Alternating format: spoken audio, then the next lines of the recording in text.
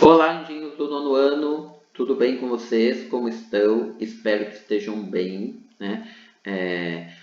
Volto hoje para trabalhar com vocês do capítulo 4, da unidade 2. Então, nós vamos falar hoje, né, sobre crises e totalitarismo.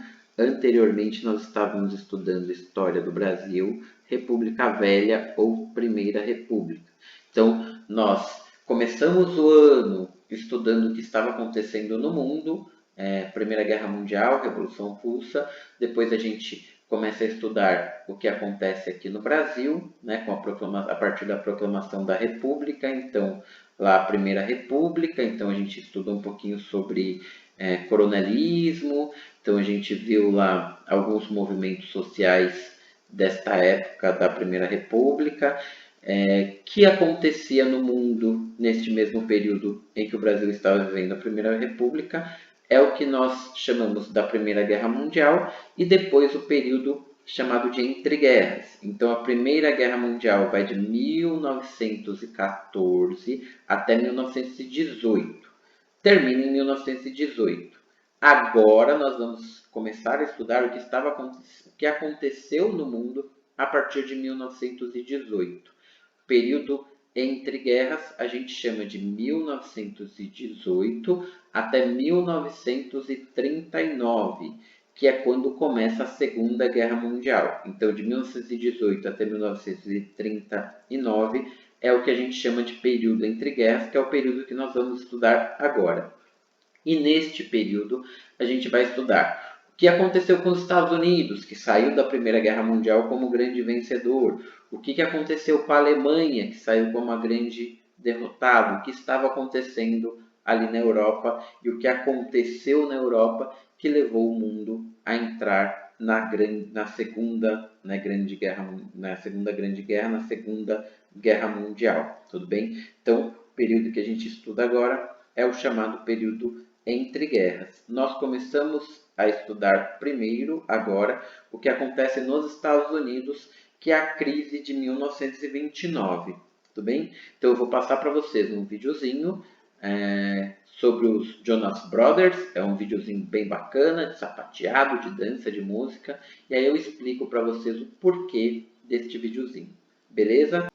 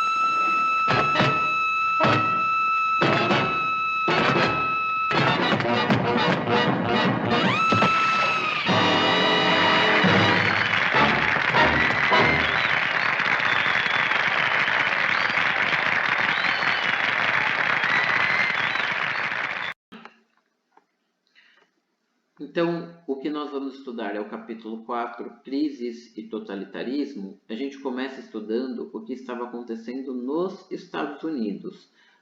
Este videozinho aí demonstra a indústria cultural estadunidense, né?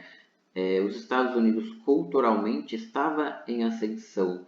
Essa indústria cultural dos Estados Unidos estava tendo um investimento pesado, né? Tanto na indústria cinematográfica, né, vários filmes sendo produzidos, no teatro, na música, como nós vimos aí os Jonas Brothers. Então, o jazz surgindo como muita força, né, e vindo de um movimento negro. Então, os negros nos Estados Unidos começam a ganhar um certo reconhecimento no campo das artes, só que a gente chama também esse período dos loucos anos 20 nos Estados Unidos. Por quê? Do mesmo modo que esses negros estavam ganhando, né, aí uma certa ascensão social e sendo reconhecidos culturalmente, também havia um regime dentro dos Estados Unidos, né, um movimento dentro dos Estados Unidos de extrema direita, conhecido como Ku Klux Klan, né, a KKK, que era um movimento que perseguia, né, todos que eles consideravam inadequados para a sociedade estadunidense, como, por exemplo, os negros, os homossexuais. Então, havia uma enorme perseguição. Então, por isso que eu coloquei esse videozinho para vocês, que demonstra nessa indústria cultural ascendente nos Estados Unidos. O capítulo, então, que nós estamos estudando, ele se chama Crises e Totalitarismos. Crises referente à crise de 1929, que nós vamos entender agora, e totalitarismo é referente, né, a regimes totalitários que surgem lá na Europa. Então, esses regimes totalitários, como por exemplo o fascismo, que surge aqui na Itália, pregava um Estado forte, centralizado, nacionalista, anticomunista, autoritário, né, e utilizavam práticas violentas para chegar ao poder. Né. Na Itália houve, né, a ascensão do fascismo comandado pelo Benito Mussolini. O Benito Mussolini, então, é quem lidera esse movimento dentro da Itália, ganha o poder na Itália e assume, né, com um regime totalitário. Vamos ver um pouco mais a fundo o regime totalitário que surge na Alemanha, conhecido como nazismo. É esse movimento totalitário liderado pelo Hitler na Alemanha, que começa a querer dominar, né, outros países ao seu redor, que ele chama de espaço vital. Né? Então, o Hitler começa a anexar alguns países, até que, né, chega um ponto que isso vai gerar a Segunda Guerra Mundial, esse expansionismo alemão. Um outro regime totalitário é o que havia, né, lá na Rússia, que é conhecido aí como um regime comunista russo. Né? Então, a União Soviética, né, que surge aí na Rússia, comandada pelo Stalin, é também um regime totalitário, só que aí chamado um regime totalitário de extrema esquerda, que é o comunismo. Né? Então, regime de extrema esquerda na Rússia e regimes de extrema direita, né, nacionalista na Alemanha, que é o nazismo, e na Itália, que é conhecido como fascismo. Então, vamos ver a crise, então, que vai levar ao surgimento desses regimes totalitários, a crise que ficou conhecida como a crise de 1929 nos Estados Unidos. O que é essa crise de 1929? Né? Como começou? Os Estados Unidos, pós Primeira Guerra Mundial, ele sai como o país, né, vencedor e o país mais rico do mundo. E começam a surgir vários produtos lá nos Estados Unidos, né, como por exemplo a geladeira, a máquina de lavar roupa, o fogão elétrico. Então, vários produtos, vários bens de consumo começam a surgir para essa sociedade estadunidense. Só que o que acontece? Essas fábricas que produzem esses produtos começam a produzir em excesso. E isso, essa superprodução, vai gerar uma crise. Para vocês entenderem um pouco melhor. As pessoas começam a consumir. Consumir. E as fábricas a produzir. Tá? Então, as pessoas estão consumindo, as fábricas produzindo, e uma coisa acompanha a outra. Só que o que acontece? O ritmo de consumo não acompanha o ritmo de produção. Então, as fábricas começam a produzir, e as pessoas estavam consumindo, né? E o que acontece? Começa a sobrar produtos. E esses produtos vão para o estoque.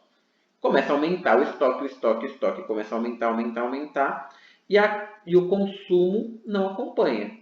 Então, eu tenho agora, eu como fábrica, eu tenho um monte de produtos lá estocados. O que eu vou fazer?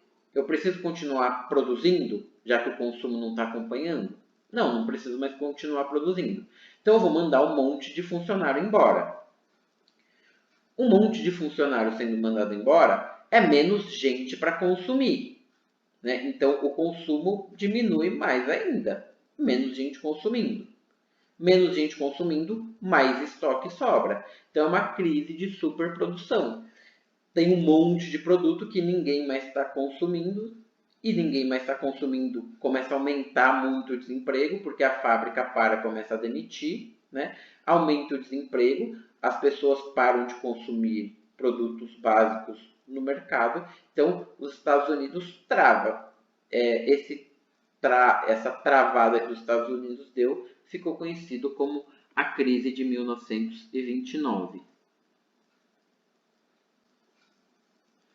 A crise de 1929, então, a produção se tornou maior que o consumo. O mercado consumidor não acompanhou a produção. Isso gerou, né, um aumento do desemprego, que vai gerar a crise de 1929 e, consequentemente, a quebra da Bolsa de Valores. Então, a quebra da Bolsa de Valores, lá em 1929, gerou essa enorme crise, conhecida também como uma crise de superprodução.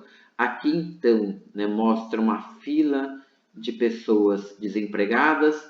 Aqui, né, as pessoas que, por exemplo, perderam milhões e milhões na bolsa, né, milhões e milhões de dólares na bolsa. Várias pessoas, né, cometeram suicídio porque se viram pobres da noite para o dia.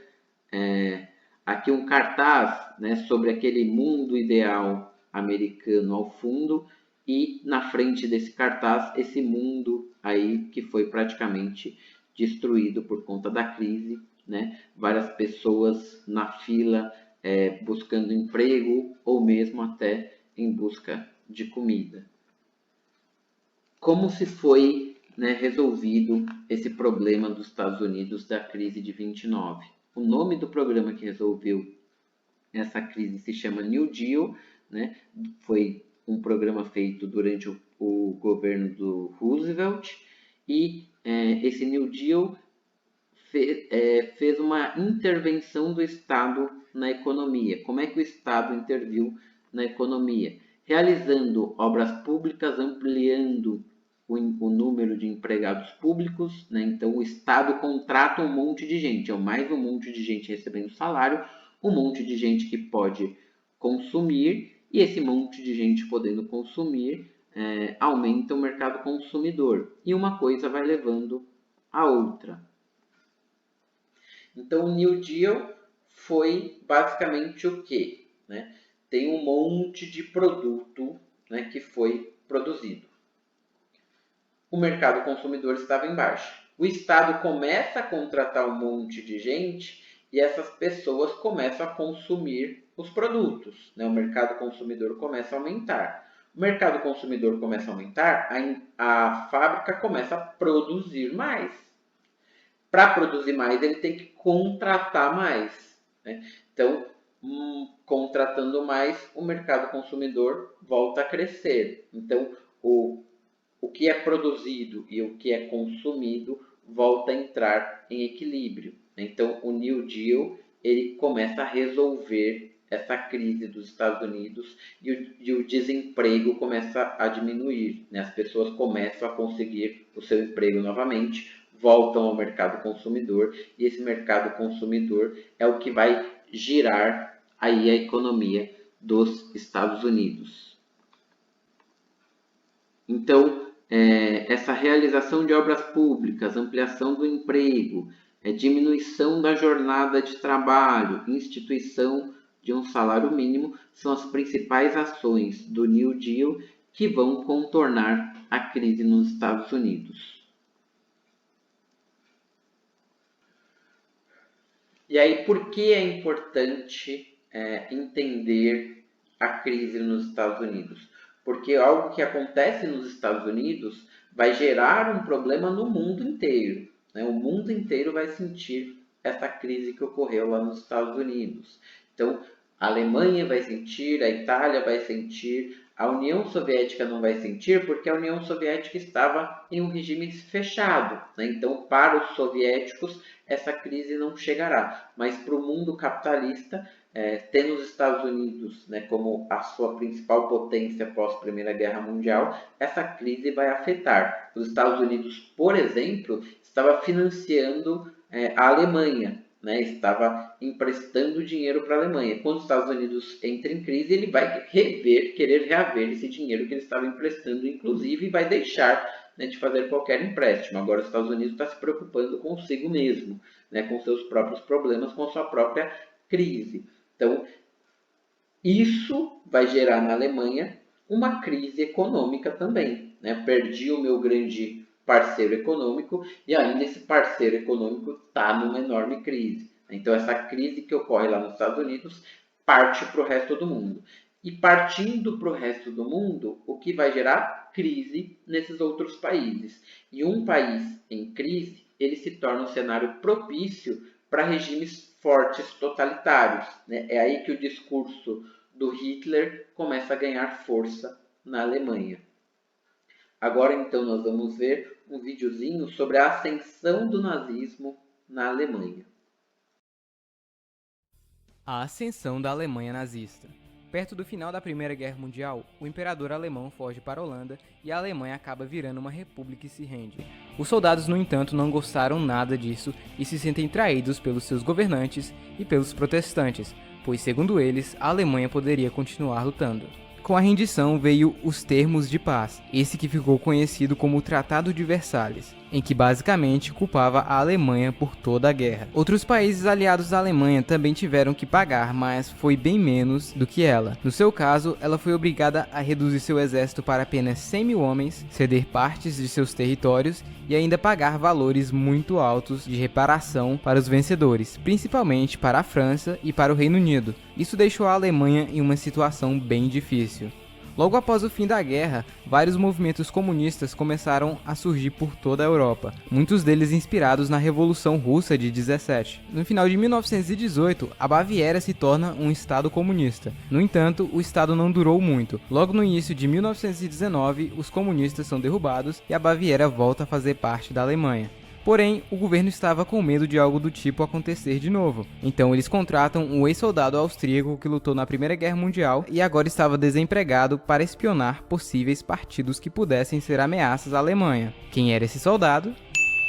Então ele foi enviado para espionar o Partido dos Trabalhadores Alemães e descobre que o partido não era bem comunista, e sim fascista e nacionalista, e acaba aderindo ao partido. Logo de início, todos passam a gostar de Hitler, pois sua oratória era incrível e seus discursos chamavam a atenção de todos, usando ódio e achismo, não fatos, em relação aos judeus e como eles destruíam a Alemanha. O antissemitismo já era algo intrínseco na população alemã da época, então de pouco a pouco ele passa a conquistar mais e mais pessoas. Pouco tempo depois, ele se torna o presidente do partido e o renomeia para Partido Nacional Socialista dos Trabalhadores Alemães, geralmente abreviado para Partido Nazista. Ele mesmo desenhou a icônica bandeira nazista, usando as cores da bandeira do Império e uma suástica no meio. Hitler começa a ganhar popularidade na Baviera. Ele falava o que as pessoas queriam ouvir e de uma maneira que todos ouviam. Desde o início, ele já deixava claro que renegava o Tratado de Versalhes, que era anticapitalista e anticomunista, e que a culpa de tudo de ruim que estava acontecendo na Alemanha eram dos judeus.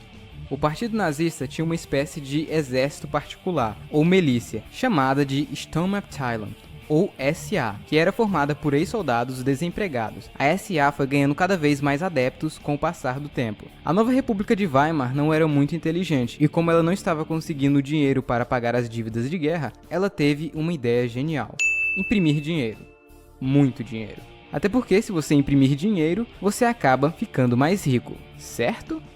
Quanto mais dinheiro é impresso, menos ele passa a valer, o que causa a famosa inflação. Em 1919, um dólar valia cerca de 4,5 marcos alemães. Em 1920, passou a valer 50 marcos. Já em novembro de 1923, um dólar americano valia cerca de 4,2 trilhões de marcos. Um simples pão custava cerca de 2 milhões de marcos alemães. As pessoas passaram a literalmente queimar o dinheiro para se aquecer, pois ele não valia praticamente nada. O nível de desemprego subiu e as pessoas ficaram bem putas. Sem o dinheiro, a França ficou puta e ocupou uma área muito industrializada da Alemanha, e passaram a pegar suprimentos para quitar as dívidas. Neste processo, vários alemães foram mortos. Isso deixou a população ainda mais furiosa. Já se aproveitando deste fato e inspirado na Marcha a Roma feito pelo seu amigão italiano, Hitler tenta pegar o poder à força, porém falha e é preso. Com isso, o partido nazista é banido da Baviera. Durante o julgamento, os juízes acabam gostando de Hitler, e ele aproveita para fazer um discurso ali mesmo. Ele acaba sendo sentenciado a 5 anos de prisão, mas cumpre apenas 9 meses. Bem, a prisão não era bem assim, era mais um quarto de hotel onde ele teve tempo para escrever seu famoso livro Mein Kampf. Esse livro causou muita repercussão na época pelo nível de insanidade de Hitler e fez o seu nome ser conhecido por toda a Alemanha. Voltando à Alemanha, com toda essa crise, ela pede ajuda financeira aos Estados Unidos, e isso a ajudou por um tempo. Após sair da prisão, Hitler vai para o campo se concentrar um pouco e passa um tempo lá, até voltar ao mundo da política. Neste tempo começou um certo desentendimento entre Hitler e a SA, já que Hitler agora queria chegar ao poder de forma legal e não à força. Já a milícia queria justamente o contrário. A população alemã em geral não ligava muito para as ideias de Hitler e ficavam com o pé atrás com os seus discursos agressivos e com a violência da SA. E no mais, a Alemanha estava finalmente se recuperando do pós-guerra. Em 1928, o Partido Nazista tinha apenas 2,6% do Congresso, mas tudo mudou em 1929.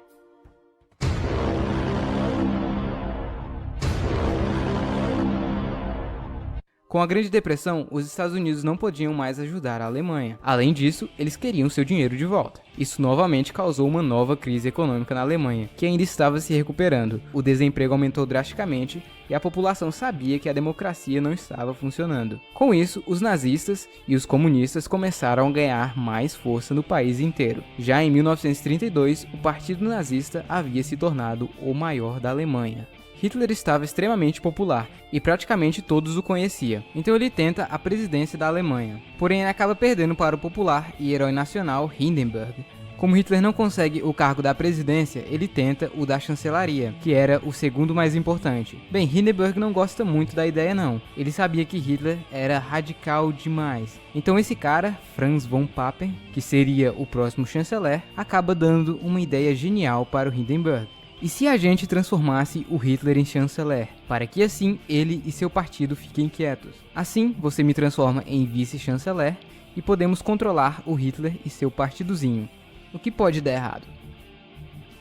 Então, em janeiro de 1933, Hitler se transforma no chanceler da Alemanha. Porém, ele ainda não era um ditador. Em fevereiro, o parlamento da Reichstag foi incendiado. O culpado foi um holandês comunista. Mas alguns historiadores suspeitam que foram os próprios nazistas que fizeram isso. Marinus foi condenado à morte e os nazistas culparam os comunistas. Isso acabou deixando a população apreensiva novamente. Com isso, Hitler fez o presidente assinar uma lei com urgência para que ele tivesse poderes suficientes para mandar prender todos os comunistas e políticos opositores que poderiam ser uma possível ameaça à Alemanha. Com a nova lei, Hitler se livra de quase todos os seus obstáculos, prendendo os comunistas e os políticos opositores, além dos jornalistas que eram contra ele. Todos foram presos ou mandados para os campos de concentração em Dachau.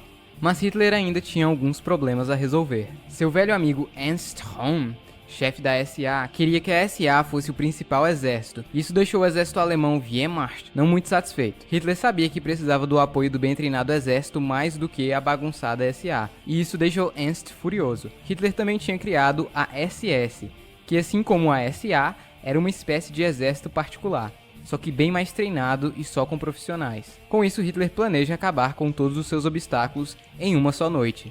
Esta que ficou conhecida como a Noite das Facas Longas. Nela foram presos e mortos vários possíveis inimigos do Terceiro Reich, como políticos, jornalistas, militares que eram contra o novo governo, membros do SA e até mesmo o velho amigo de Hitler, líder da SA, Ernst Röhm. Após algum tempo, o presidente Hindenburg morre de câncer. Hitler então funde os cargos de presidente e chanceler e se torna o Führer, o ditador supremo da Alemanha.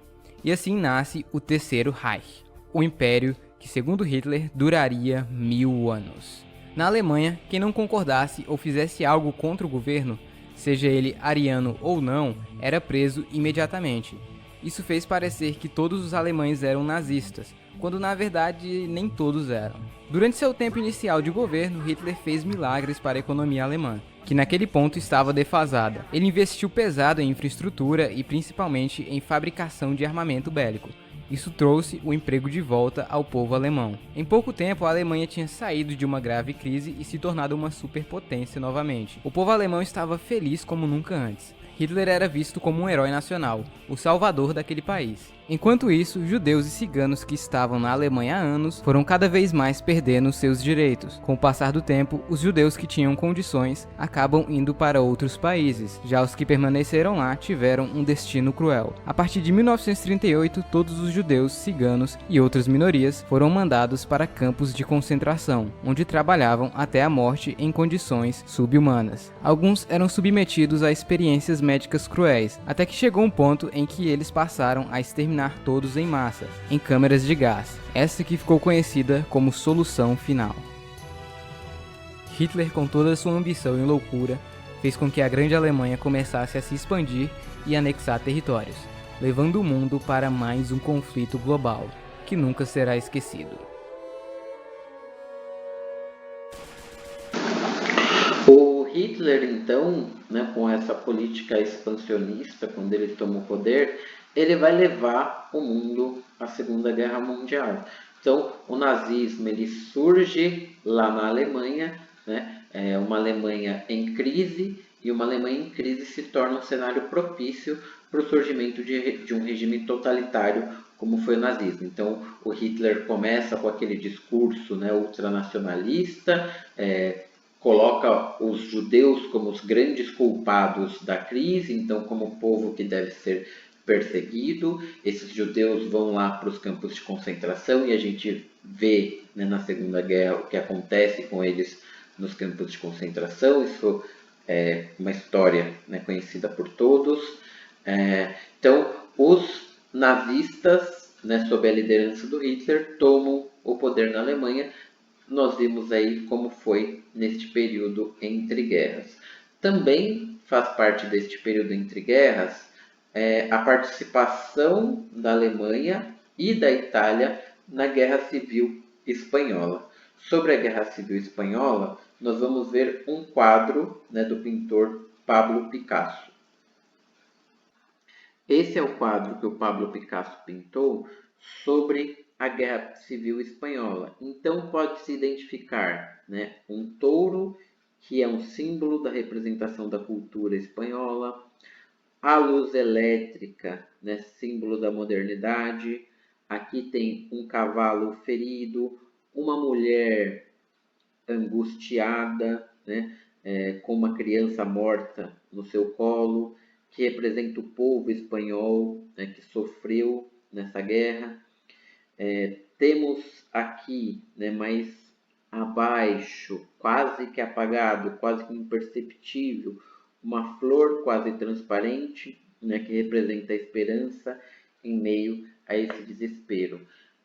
O Pablo Picasso fez este quadro representando o que foi a Guerra Civil Espanhola. A Guerra Civil Espanhola serviu aí como uma espécie de premissa, né, uma espécie de treinamento do que seria a Segunda Guerra Mundial.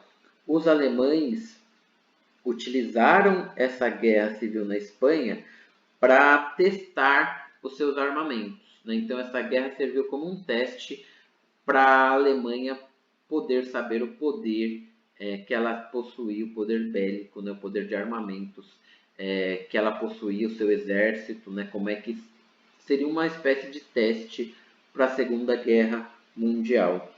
Então os alemães foram, né, na Espanha apoiar um lado, né, que é o lado do general Franco, que queria tomar o poder, e utilizaram seus armamentos contra a população espanhola, então servindo aí como um teste de seus armamentos para a Segunda Guerra Mundial. Tem uma história também, né, sobre esse quadro do Picasso, uma anedota que é bastante conhecida, que diz que durante a Segunda Guerra Mundial, um general alemão chamado Otto Abetz governava a cidade de Paris, que foi ocupada pelos nazistas.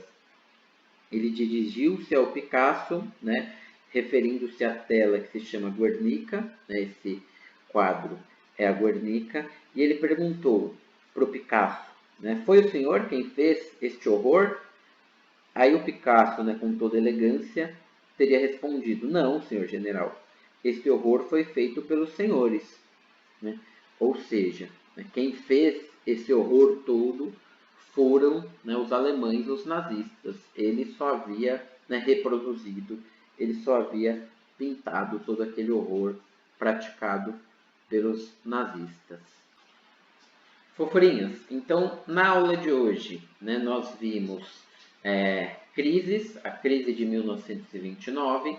Essa crise propiciou o surgimento de regimes totalitários dentro da Europa, o nazismo na Alemanha, o fascismo na Itália, né? Lá na União Soviética também estava sob um regime totalitário, mas que não fazia parte do mundo capitalista, né? Um regime de extrema esquerda comunista, né? Liderado pelo Stalin.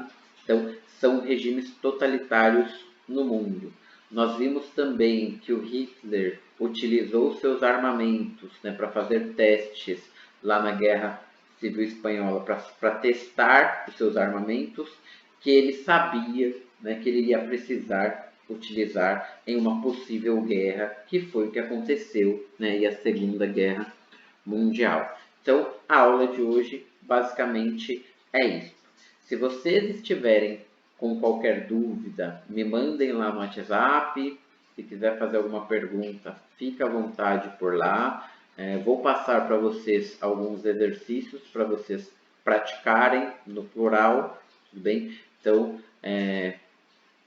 a lição é isso. Essa é a matéria. Se vocês tiverem qualquer dúvida, me procurem. E está lá no plural os exercícios, uma lista de exercícios para vocês fazerem, tá? Beijo a todos, estou com saudade de vocês. Eu ainda vou marcar com vocês uma aula para matar essa saudade, né? Vou marcar com vocês uma aula ao vivo, talvez na próxima semana, tudo bem? Estou ainda conhecendo as ferramentas, como é que mexe, o que eu faço, né? Porque o professor também está em fase de adaptação, né? Ainda não sou youtuber também, não é tão fácil assim, tudo bem? Mas aí semana que vem nós fazemos uma aula online ao vivo. E aí, se vocês quiserem também tirar dúvidas nessa aula, ou manda dúvida no WhatsApp. Beijo a todos!